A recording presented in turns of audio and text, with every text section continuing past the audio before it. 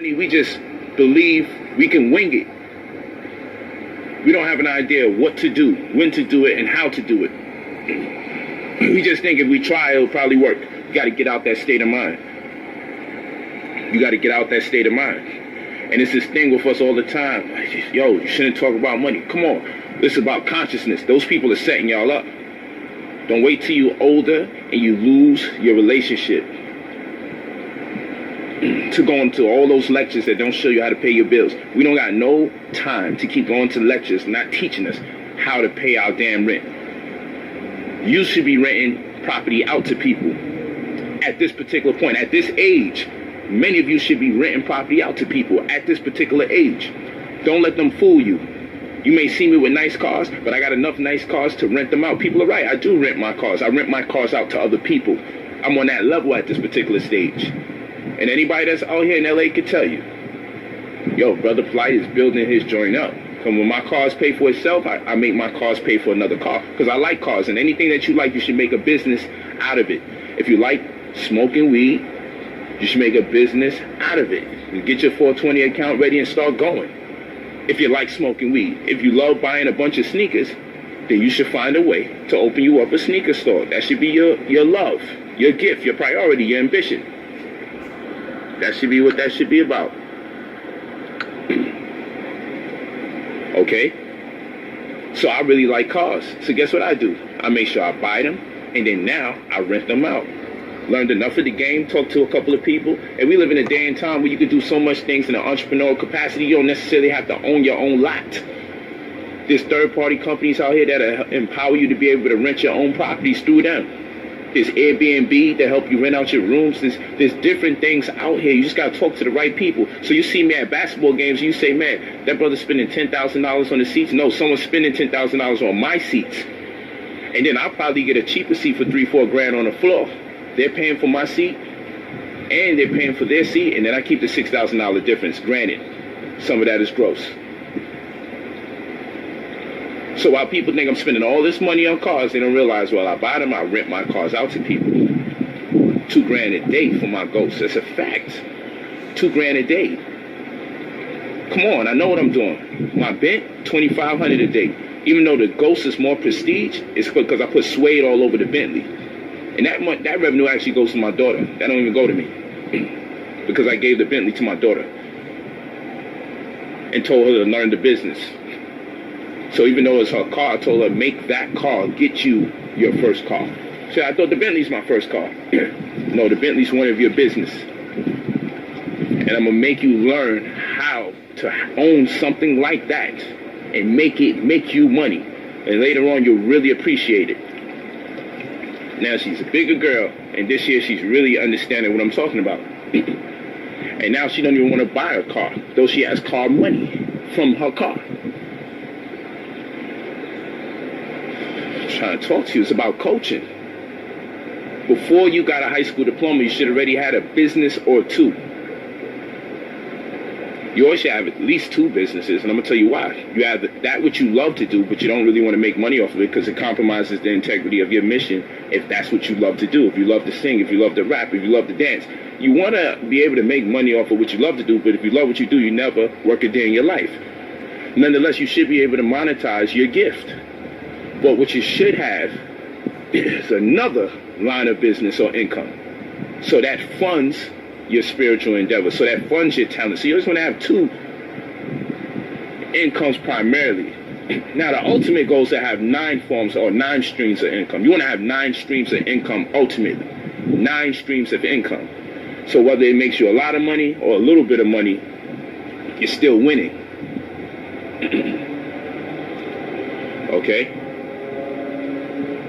What I'm telling you is the stage has been set for you to work for someone else, and you can tell based on the curriculum in school, because you didn't get to learn about credit in school, and they didn't teach you about real estate in school.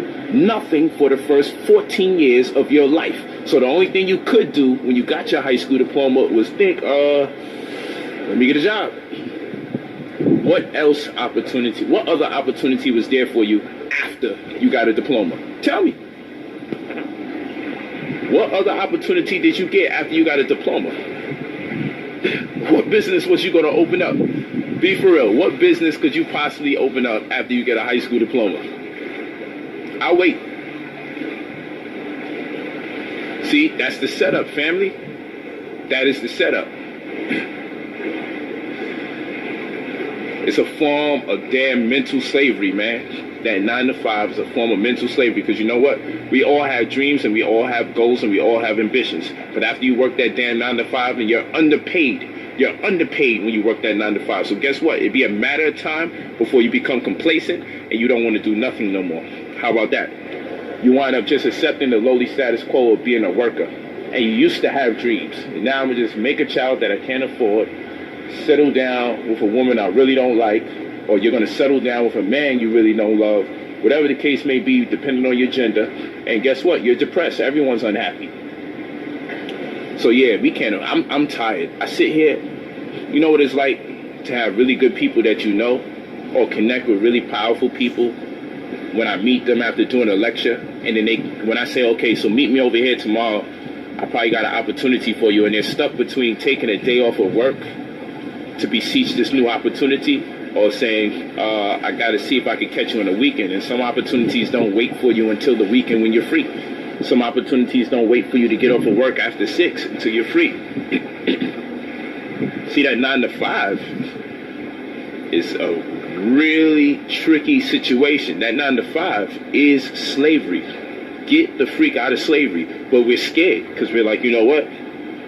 Many of you are too afraid to even invest in yourself. You know, I don't know if it's going to work.